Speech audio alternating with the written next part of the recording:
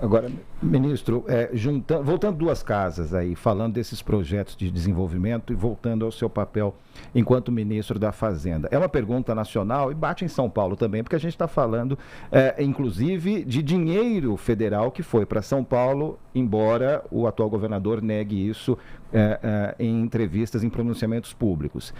A gente tem um problema nacional que é o orçamento engessado, ou tem obrigações constitucionais, e tem um Congresso que pauta o país de certa forma, e isso no bom e no mau sentido, né?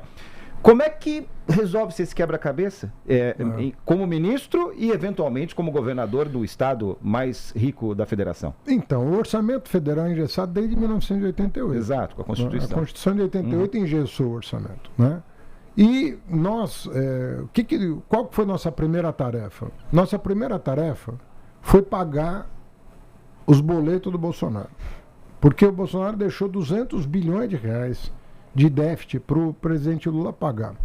Com um calote de precatório, calote em governador, calote no Bolsa Família, porque ele não pôs no orçamento de 2023 os 600 reais. Ele botou 400 reais no orçamento.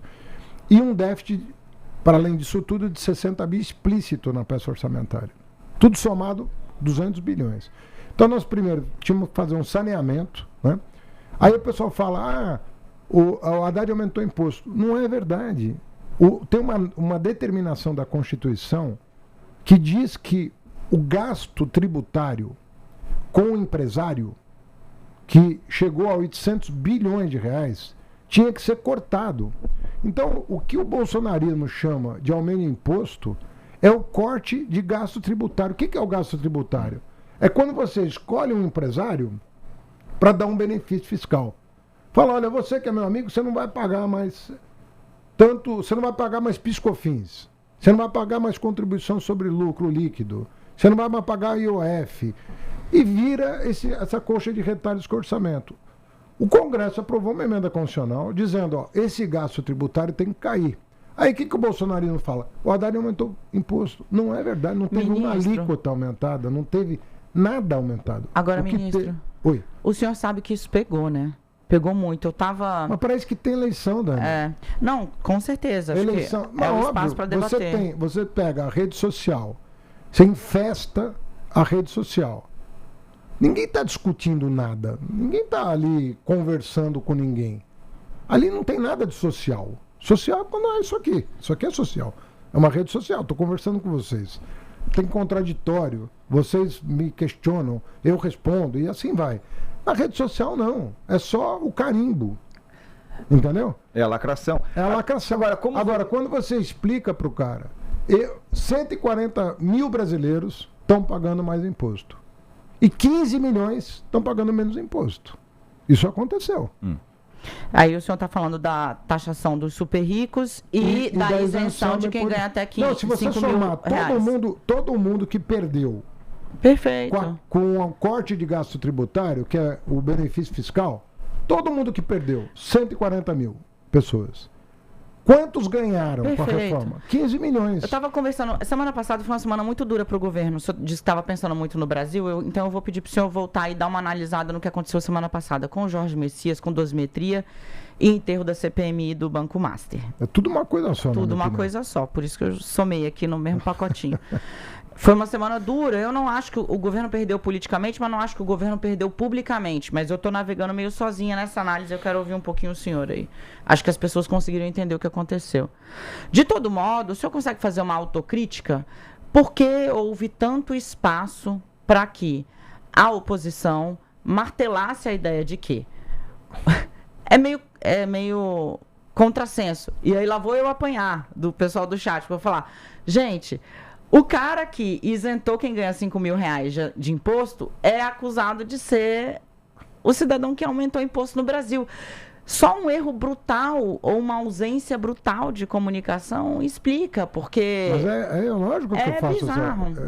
Em nome do governo, eu não sou o responsável pela comunicação do governo. Embora tenha feito muita comunicação, tenha me comunicado muito. Eu fui o ministro que mais deu entrevista, seguramente, do governo. Então não faltou empenho da Fazenda em explicar. Agora, a má vontade é enorme de entender, né, E a rede social é quem tem dinheiro é que banca o impulsionamento de notícia. Quem não tem dinheiro... E outro, o governo não tem condição de impulsionar nas redes sociais como faz um cidadão que tem dinheiro. Não, você não pode usar dinheiro público para isso. Não existe isso. E outra, quando você lida com fake news, é muito mais fácil você disseminar desinformação do que quando você lida com a verdade. Porque a verdade sempre exige alguma explicação. E é uma coisa chata a explicação, vamos combinar, né? É mais fácil um carimbo, né? Genocida, não sei o que, taxade, babá, e vai assim. E aí circula. Eu estou dizendo que o nosso lá também acaba optando pelo caminho fácil da lacração. Então, a gente tem que saber, nós temos que aprender a lidar com rede social, coisa que a gente ainda não aprendeu. Nós melhoramos. Hoje você pega a rede social, minha rede social hoje, ela tá parelha ali, né? Com o Tarcísio e tal. Mas não é brincadeira. Nós, Brasil ou nós, governo?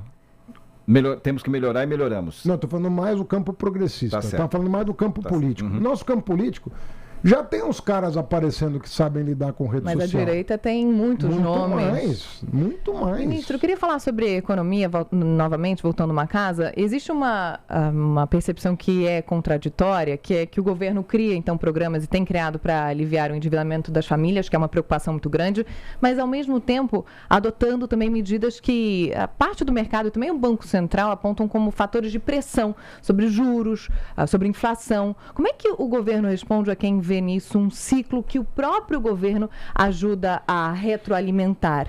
E eu acho que isso conversa também com essa necessidade de comunicação?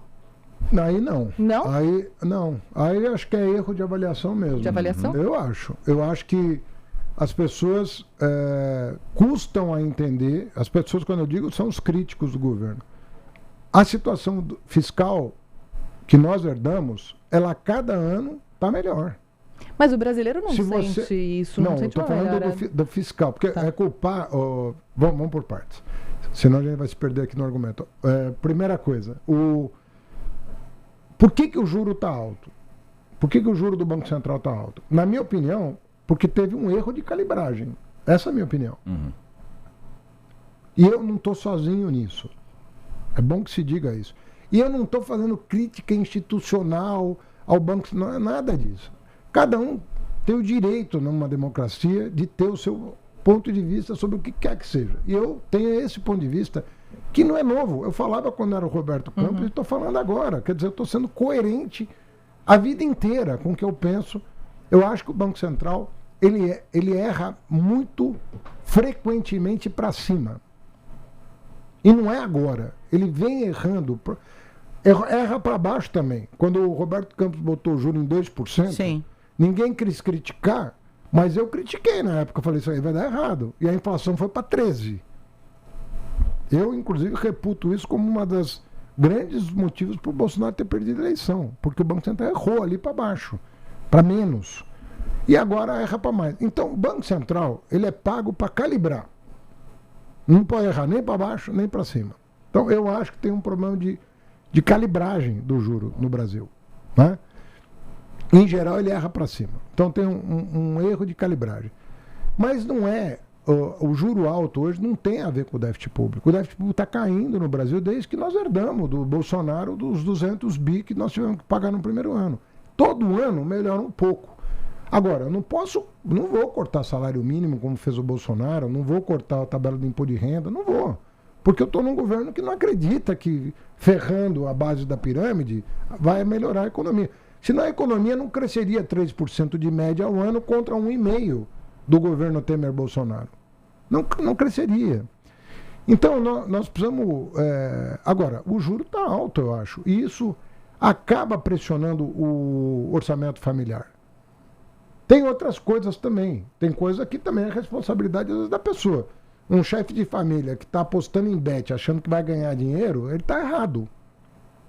Ele precisa entender que aquilo ali, ele vai gastar dinheiro. Eu bet vi uma é gastar dinheiro. Eu vi uma pesquisa... Desde que o Temer e o Bolsonaro liberaram o jogo eletrônico no Brasil, sem regulamentar, porque o Temer aprovou e o Bolsonaro deixou 4 anos sem regulamentação. Isso aí virou uma praga. E tem gente que acha que Apostar é investimento. Apostar é gastar em entretenimento. Aposta é gasto em entretenimento. Se você se deixar viciar e criar uma dependência psicológica do jogo, é pior ainda, problema de saúde pública. Entendeu? Não sei se o senhor viu pesquisa do Instituto Ideia, do Maurício Moura, junto com o Meio. Eu vi alguma pesquisa, não sei se é essa. Saiu hoje, ele liberou, caiu o embargo às 7 da manhã. Eu consegui dar uma olhada nela ontem. É brutal, assim, são 60% admitem que sim, as bets causam endividamento. 30% admitem estar apostando. E tem mais 30% que falam, estão apostando na minha casa, mas estão mentindo para mim, não estão querendo dizer. Então, assim, de cada 10 brasileiros, 3 aí estão nesse enrosco que, de fato, né, é aquela coisa, né? O problema, Dani, é o seguinte... O cassino não fica... Não, a banca não leva porque é boazinha, né? Ela leva porque você perde, né? Alguém tá perdendo. Não, o jogo chama jogo de azar. Sim. Chama jogo de azar porque você vai perder. As pessoas vão perder dinheiro apostando. Por isso que ela tem que ser vista como um entretenimento. Eu nunca joguei, não gosto de jogo, mas o meu pai fazia a fezinha dele na Mega Sena, na Loto, né, na loteria esportiva. O brasileiro gosta dessa coisa, do bicho. O problema é que o jogo eletrônico ele tem uma natureza distinta disso. Porque ele é feito de uma maneira, ele é organizado no teu celular de uma maneira, primeiro que ele está à mão. O tempo inteiro na tua mão. Você está com o cassino na tua mão.